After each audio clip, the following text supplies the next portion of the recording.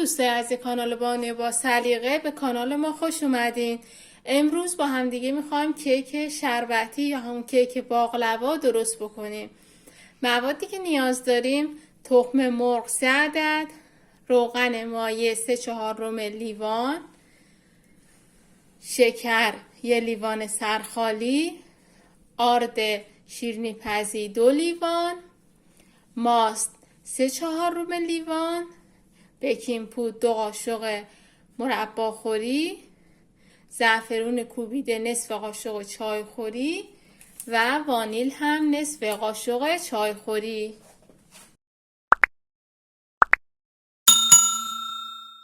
خب برای شروع تخم مرغ ها رو با شکر طبق همه کیک هایی که تا الان با هم درست کردیم با هم دیگه مخلوط میکنیم. 3 تا تخم مرغی که من دارم درشت هست. اگر تخم مرغ متوسط یا ریز استفاده میکنین 4 تا بریزین. وانیل هم میریزم.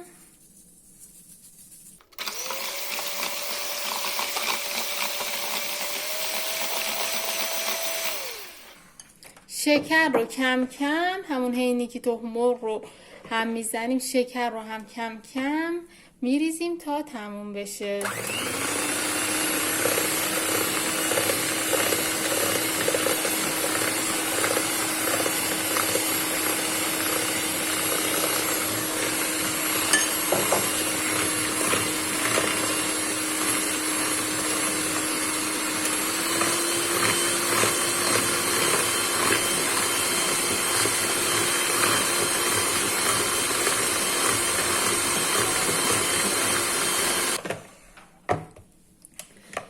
مخلوط تخم مرغ و شکر که به حالت کرم رنگ در اومد، حالا روغن و ماست و زعفرون رو اضافه میکنیم. این از روغن، ماست،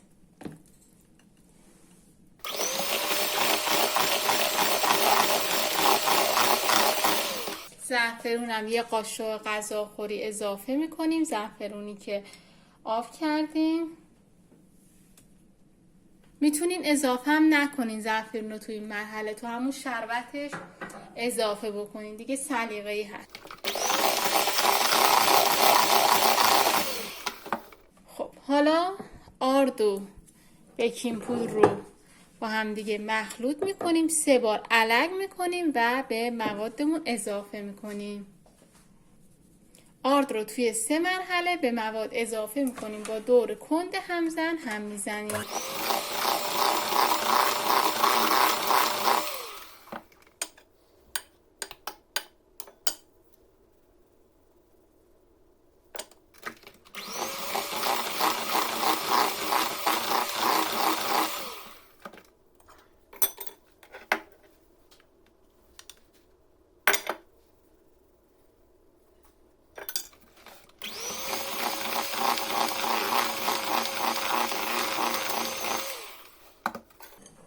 خب همزن رو کنار میذاریم، با لیسک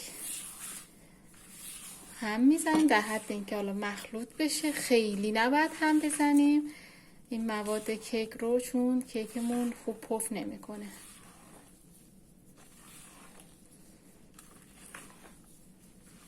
پودر هلم داشتین به جای وانیل اضافه کنین، خیلی خوب میشه و خیلی خوش عطر میشه.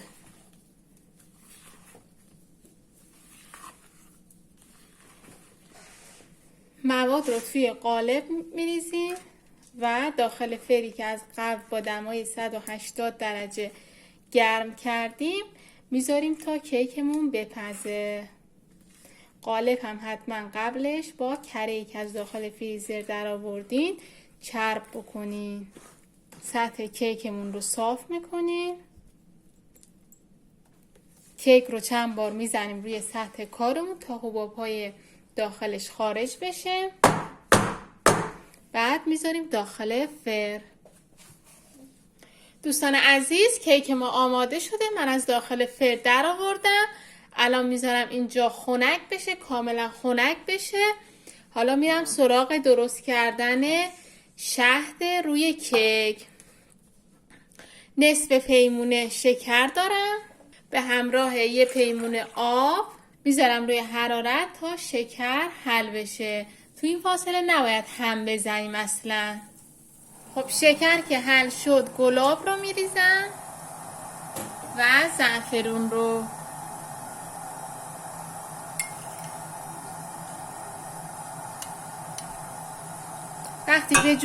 وقتی به جوش اومد 1 دقیقه بعد زیرش رو خاموش میکنم. حرارت رو خاموش میکنیم و اجازه میدیم شربت کاملا خنک شه. این شربت باید خنک بشه، کیک هم باید کاملا خنک بشه و بعد بریزیم روش. کیک من خنک شده، دوباره میذارم داخل قالب و کیک رو برش میدیم به دلخواه به هر شکلی که دوست دارین.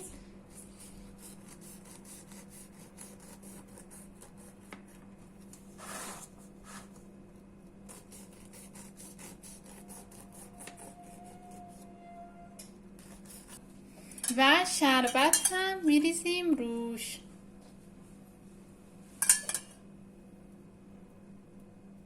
خب حالا 2 الی 3 ساعت میذاریم تا به خورد شربت بره، یا حالا یه شب تا صبح میذاریم به شربت به خورد کیکمون بره و بعداً سرو میکنیم. حتما باید دوستان کیکتون و شهدتون سرد باشه، چون اگه داغ باشه خمیر میشه و کیک خوبی نخواهید داشت. پس اینو من میذارم چندین ساعت که به خورد شربت به خورد کیک بره. دوستان عزیز من کیک رو بعد از 4-5 ساعتی که موند در بردم از دوزر و داخل ظرف سروم چیدم. بافت خیلی نرمی هم داره، خیلی نرم و خوشمزه هستش و اصلا هم خمیر نمیشه داخلش، به شرط اینکه بذارین کیکتون سرد بشه بعد شهد رو بریزیم. این هم از کیک شربتی یا کیک باقلوای ما طعم فوق‌العاده خوشمزه‌ای داره. حتما یک بار درست کنین، حتما یه بار امتحان بکنین چون خیلی خوشمزه میشه. امیدوارم درست بکنین کیک خوشمزه رو و در کنار اعضای خانواده نوش جان بکنین. ممنون از توجهتون. تا ویدیوی بعدی، خدا نگهدار.